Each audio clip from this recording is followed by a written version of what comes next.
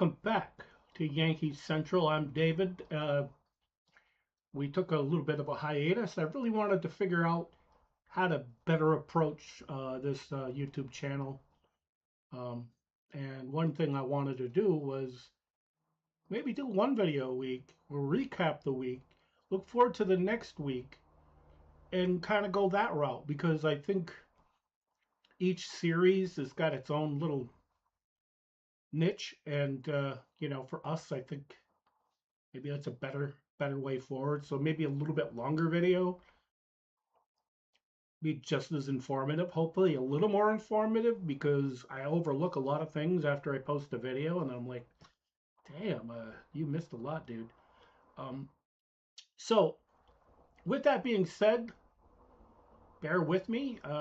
We will figure stuff out. Anyway, Yankees kind of suck right now, but this is June, nearly the end of June, and normally they suck every freaking June anyway. They can redeem themselves, however, with the upcoming series. They are now second place, I think a game back of Tampa. And as you can see, it's like there's just too many injuries for them to come back from. They have pretty decent depth compared to the seasons past. I see Volpe is still taking walks, which is good. He needs to do a little bit more of that, and he needs to use his speed a little bit more. If he's going to be an asset to this team, he's got to do a lot of little things like Caballero does. And I don't know if he's that kind of player, but he better learn to be, because he's gotta take and make the Yankees notice who he is, because what they've had, a 210, 220 hitter, if they're lucky, with defense that is good, but sometimes not good. Basic fundamentals are gone. He just sometimes is not in the game, it seems like. Jazz Chisholm, I'm kind of over this dude.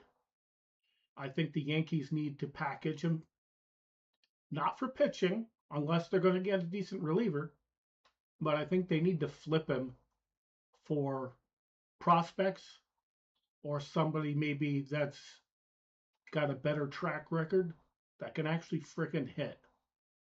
Because his game is just speed at this point, and if he's lucky, he gets on base. He's pretty decent percentage-wise, very good percentage-wise, better than Caballero, to be honest.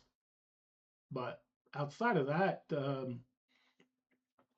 I'm not sure. And Rice is pretty much, I think he's bearing too much of the stress of him being the main guy hitting, and Bellinger just not hitting well on the road.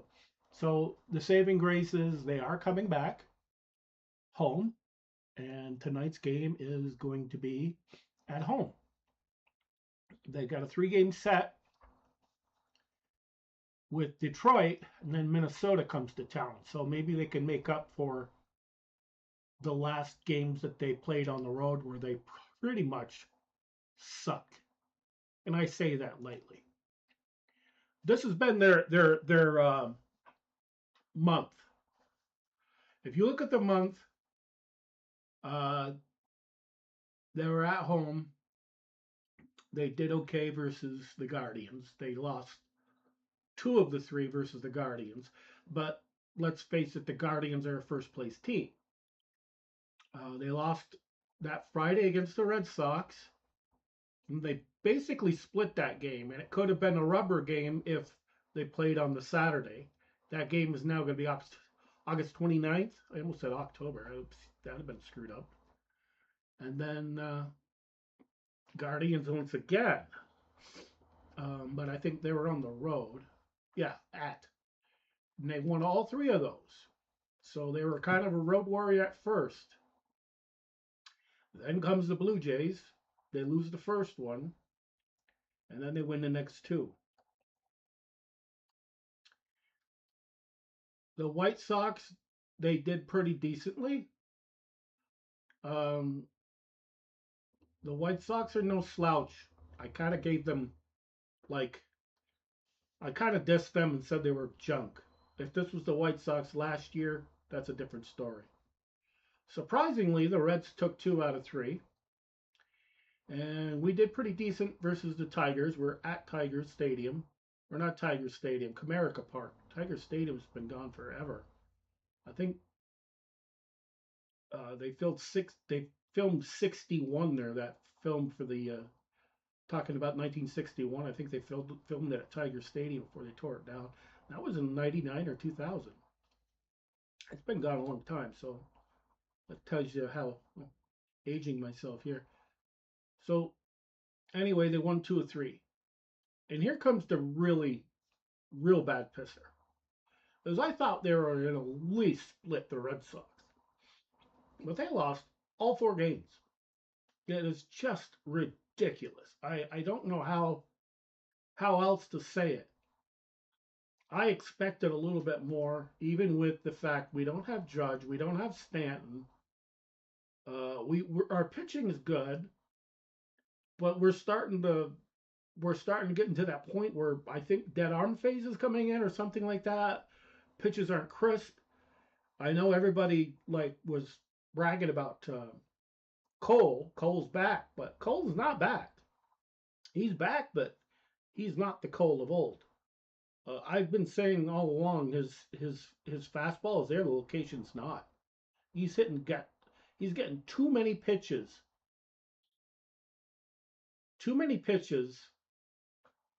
in the sweet spot, and that's where he's got an ERA over 4, and he's giving up 7 home runs, which is something. Uh, I mean, it's not a lot of home runs, but it is for him. Normally, I don't know. Is he a home run guy that gives up a lot of? I don't recall that. He gives us a share of home runs. I'm not saying not. Yeah, he does. He gives them up. So that's not out of the ordinary. But the 36 hits and 37 innings is elevated. He normally is somebody. It's 7, maybe the low 8, mid 7s. In his best years, it's upper 6s, 6 per 9 or whatever. So yeah, this is a screwed up one. It really is. But I've been watching baseball long enough. I know when I see somebody that's not quite there. But over time, it'll come around. He's a year and a half removed from pitching, so you give him time, he'll be back on track. I'm no doubt in my mind about that. Um, but yeah, so anyway, we got Tigers coming up. As I was saying, okay, I wanted a preview of what else is coming. So yeah, there you go. And then we have no idea about what's going on with the Minnesota Twins. We got the 250th year. I'm hoping that they kick ass and take names that day as far as celebrations, whatever it is that they need to do, because I think America is more of a baseball sport than football or basketball or any of that. The baseball has been around longer than any of those sports, but yet you hear about football 24/7, 365 days a year. Even if it's not football season, they're still talking about it. Baseball season seems to be when they talk about baseball, and after that they kind of get cold on it. Like you still hear about football. Like football is not America's pastime. Baseball is, and it will continue to be. So let's continue with the Yankees, and we'll see what uh, July looks like. So we finish up with Detroit. Go to Cleveland's coming to town. And those games, uh, all day games, except for the Friday. That's awesome. They need to get back to that.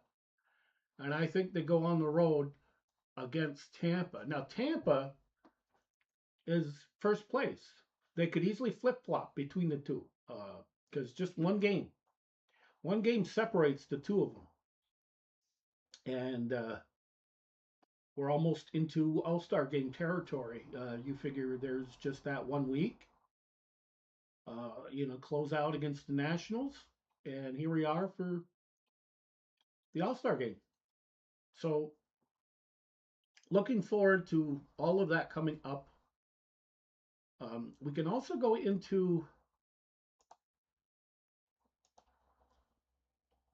the Yankees, and you can go into preview. Um, like, okay, you could go, I think, if you wanted to see the last game, you can go in there and get the box score, all of that. It's pretty awesome website. I kind of enjoy playing around here, even if I miss something. But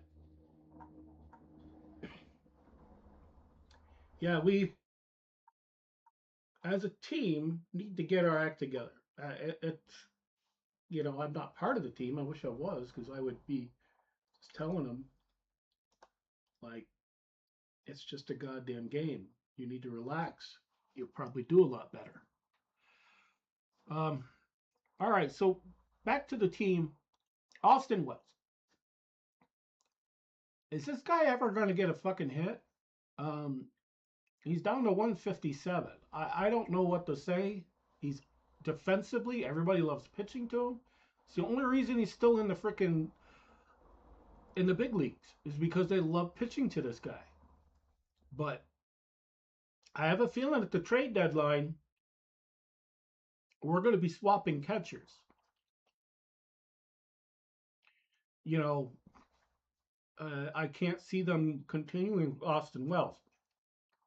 Now, I had somebody on a comment thread that I was looking at that says he's always been a shit hitter. Sorry, he's been not a great hitter, but if he can come up and hit 229 as a catcher and give 20 home runs a year, that'd be great. He's just in a really bad funk that he can't get out of. And maybe the best thing for him is send him down in the minor leagues for a while, get him some reps down there where he feels confident again, regain some of that confidence back. Then he can come up here and start hitting again. Otherwise, he's just going to keep regressing as a hitter if they don't do something about it. Because not everybody can bounce back. We saw that with Gary Sanchez. I'll give you a prime example of this. I'll give you a prime example of this.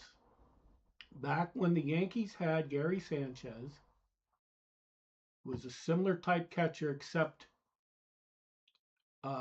defensively questionable. Now, he came up and kind of was ripping the cover off the ball. At 23 years old, he had a 3 WAR in 53 games, 299. Then he hits 278 the next year. The year after that, 186. Now, at some point, they should have brought him down to the minor leagues to get him some confidence back because maybe he would be more of a 250 hitter instead of this 220 that he is now. But, I mean, he had a couple years where he was hitting 217, 205, 204, never to approach these numbers again. And he never will approach these numbers again because they figured him out too much. Just low and away, he'll strike out. And he'll strike out. He will walk, but he will strike out a ton. 224 batting average, at least he's got an on-base percentage over 300. This year it's 359. We would love to have that right now with